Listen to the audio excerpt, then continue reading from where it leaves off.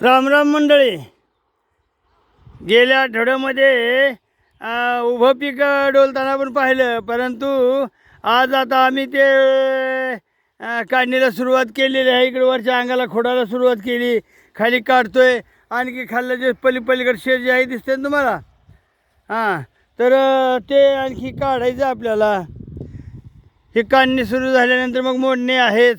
मोडणे असल्यानंतर मग पुन्हा मशीन आणून त्याला मुळ्यांनी काढायचे.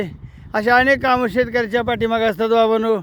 परंतु मोदी सरकार मात्र आमच्या शेतकऱ्यांच्या भावाला किंवा शेतकऱ्याच्या मालाला किंमतच देत नाही किंवा भावच देत नाही हो.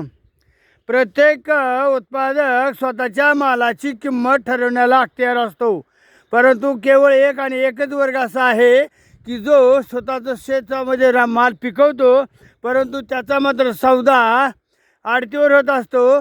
आणि ज्यावेळी मालाची किंमत ठरवली जाते त्यावेळी आमचा शेतकरी राजा कोणत्या तरी लिंबाच्या झाडाखाली कांदा भाकर खात असतो. धन्यवाद. जय भीम. राम राम.